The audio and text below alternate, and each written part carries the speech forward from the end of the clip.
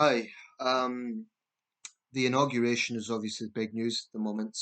There's been a few other things going on. There was a tragic fire at a ski resort in Turkey, 76 people killed. It was awful seeing those images of the flames coming out of the windows, people jumping out of the windows. I imagine I understand there's been arrests made regarding the safety at that venue. I mean, it was a ski resort. This wasn't a fire in, a ramshackle apartment in Istanbul. It was actually in a ski resort. So I'm sure that will bring questions on the tourism industry there. Um, the ceasefire in Gaza seemed to broadly be holding. It's great to see hostages going back to their families, but violence in the West Bank, so it just shows that the Holy Land is still a tinderbox, unfortunately. Um, right. The big thing that's going on with the Trump administration, the big talking point, I think, is fair to say, is the proposals for mass deportations. Now, um, I'm an outsider, but these sort of issues are not that dissimilar to some of the things that are going on in Europe and Britain. In our situation, it's the small boats. In America, it's the southern border. Um, I saw a report on Al Jazeera which was talking to two siblings from Honduras, and they were at rallies in New York City talking about, these threats of mass deportation. And when they attack us, we fight back, and they were very vocal about this situation. Um, I do think that if you were in a border state, Texas, New Mexico, California, Arizona, this is going to be a very big topic, much bigger than, say, Montana or South Dakota or somewhere like that. But it's actually becoming an issue in some of the northern states as well, because we've had situations where migrants have been sent, for example, to New York City. Um, there's two ways of looking at this. I mean, for one thing, oh, I should mention the Elon Musk salute thing. I don't know what that was all about. Musk claimed it wasn't really a Nazi salute. I think, anyone who's trying to claim that it was just a wave, they're deluding themselves. I think Musk was trolling people. This is typical Musk. He's a shock jock. He likes to. That was clearly a fascist salute. It's universally understood as such. The way that he done it, in which putting his hand on his chest, then jutting his arm out, I think that it's just um, I'm sure he's trolling the Germans, because he's interfered in their politics. He's telling the Germans to vote for the AfD. Elon Musk is a hugely powerful figure, a hugely influential figure, and I think he has now gotten in his head, well, I've just helped to get a president into office. I could do this in other countries. But I think the reception in Europe is going to be quite different from the United States. I mean, most Britons don't trust Elon Musk, and that's true across Europe. He'll have his supporters. There'll be people that say, "Oh, he's just telling the truth about our government," and so on. But that's the good news. I think there will be pushback against Musk in Europe, and I think there should be. Um, but this thing about mass deportation, I'm a centrist, so I look at it from a centrist perspective. I know that there has been criticism from the clergy. The Pope very prominently spoke out about this hours after Trump's inaugural address, and the Bishop of New York, I'll need to double check her name, but she has now gone viral for issuing that sermon. And she wasn't rude to the new president, but she was quite direct about it. She said, "Mr. President, millions of Americans are going to be living in fear right now." And she was also talking about LGBTQ issues. Um, Here's the way I look at the mass deportation thing. Firstly, I don't think it's practically possible, because it's estimated there's 11 million undocumented people in America. Now, that's like the population of Belgium, roughly speaking. It's or maybe like a state like, I guess, North Carolina's around that mark. Um, if I've got that right, there's some American states that are around the 10, 11 million mark. Um, that is a lot of people. Now, even if you have the law enforcement agencies, even if you have ICE on your side, even if you have all the sort of um, means to do this, I just don't think it's going to be practically possible. It is interesting, though, Democrats have been pontificating a lot on this, but in a way, there was actually more deportations during Obama's two terms than during Trump's first term. That's interesting. So the Democrats are sort of in a position whereby, on one hand, they're condemning Trump, on the other hand, Obama's administration deported more people. And yet, in a way, they could also use that to their advantage because Democrats are often accused of being soft on the issue. Well, they can point to that and say, well, actually, although the election's over now, but they could say, well, actually, no, we did deport criminals. Um, but this is the issue, and like so much in Trump land, what exactly is going to happen is unclear. You know, Trump says things like he comes out with inflammatory, dehumanizing rhetoric, like saying they're poisoning our blood. Now, that is definitely blood and soil nationalist sort of language. I think it's dangerous language. We know about the whole thing over Haitian immigrants in Springfield. I do think Trump is a demagogue. I do think that he uses some very inflammatory language. Um, but I am not this dewy-eyed liberal who sort of says just let everyone in. And you know, Harris and Biden have both said that uh, violent criminals shouldn't be getting over the border either. Their record can be judged, but I will say this: I've no problem with Trump designating cartels terrorist organizations, and I do think the Mexican side has responsibility as well. I mean, Claudia Sheinbaum as new president, she can be all patriotic and say like, you know, we'll push back against Trump on this, but she has to admit that there's a problem in her country. She has to admit that violent cartels are operating in Mexico. Mexico's been involved in a very bloody war for years. A lot of Mexican federal police have died in that. Some of them are also corrupt. Mexico has responsibility. So successive Mexican governments kind of cannot get defensive when an American president says, look, this is an existential threat to our citizens. Having said that, they can also turn around and say, well, you know, drug users in New York City or Denver or Los Angeles are fueling this trade. They're fueling the drug cartels by demand. So this is an area where the United States and Mexico really have to work in cooperation. There has to be a situation where both sides clearly say what their concerns and contentions are, and both sides, obviously, the Mexican president is going to be putting her country first as well. But I do think she has to acknowledge that there is a cross problem with violent cartels. She needs to say to President Trump, "Look, I'm going to work with you to apprehend these criminals. Let's work together."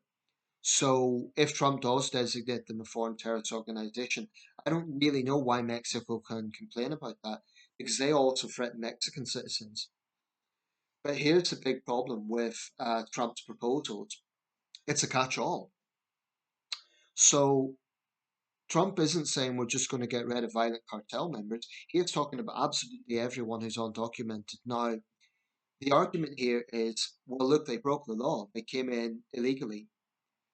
But remember, Donald Trump has just exonerated the January 6th violent insurrectionists.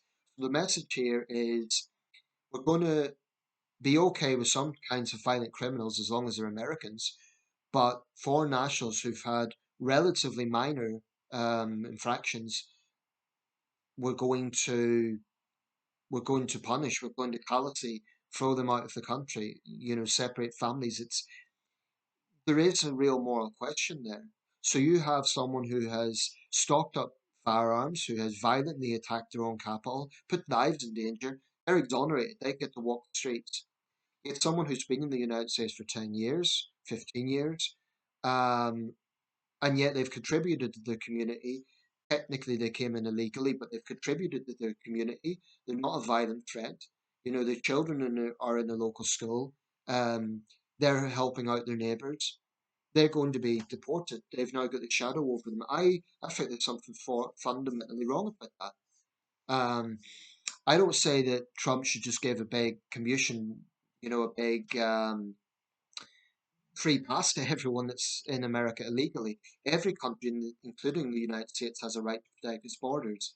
And I would say that some of those who are very forcefully campaigning against Trump on this also have to acknowledge, yes, people came in illegally whilst others went through the legal path. But when you look at some of the backgrounds that people have went through, they came from countries in Central America that have horrendously high violent crime rates.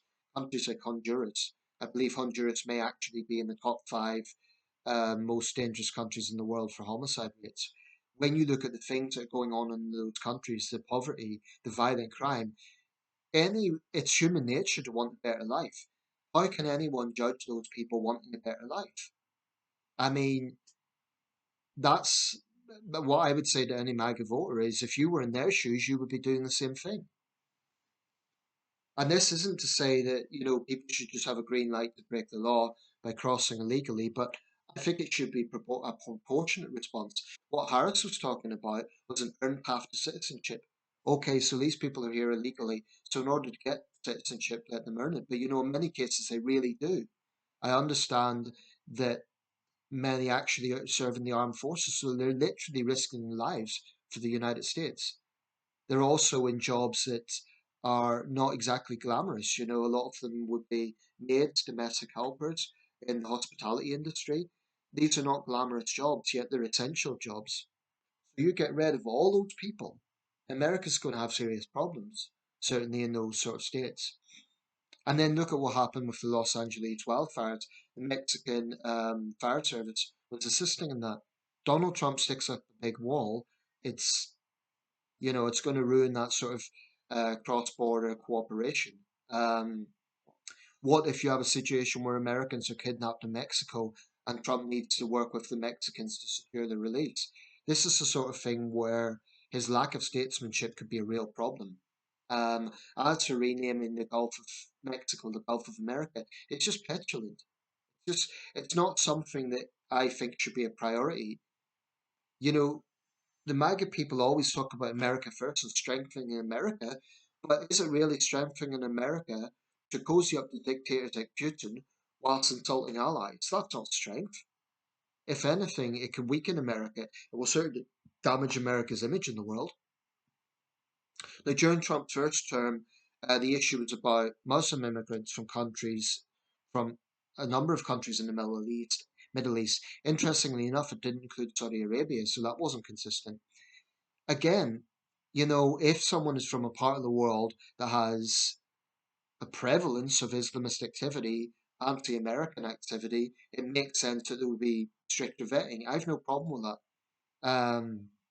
But I just think these threats they're not practical. I do think there's moral questions around them. I mean, it's just callous to send someone back who's been in the US for years, who's been contributing to society. Yes, we can always look at the starting point. They came in illegally.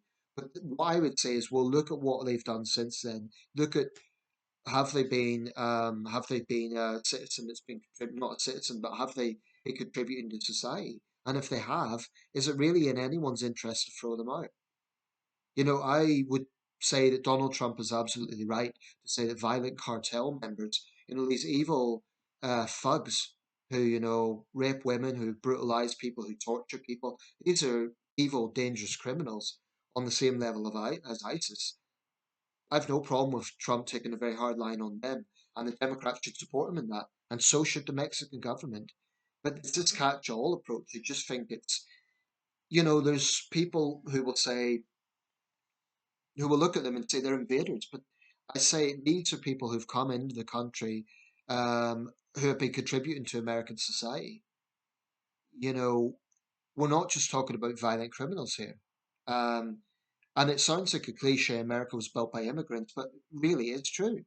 It's, I mean, no American today, except for Native Americans, can say that they are 100% Native. Literally only Native Americans can claim that. And if you want to get really far back, it could be argued they travelled across Asia during the last ice age. But that's getting a bit pedantic. But most white Americans have European descent, British, German, etc. And they could say, "Oh, but I'm here legally because I was born here, and my ancestors came here legally." The United States, like every country, has a right to protect its borders. There are limits on resources, even in the world's richest country, the world's biggest economy. I totally understand all of that.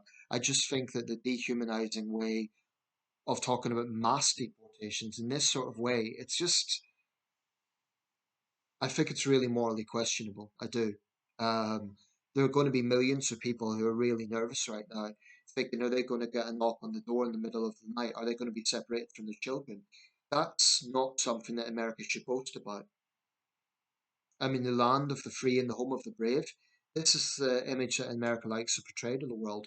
Um, I do think that in order to reduce the illegal crossings, what one approach could be, certainly the earned path to citizenship, making it safer to get over. There's a lot of factors there. I mean, these people risk life and limb to cross the border. Again, that's a cross-governmental approach, not just the US.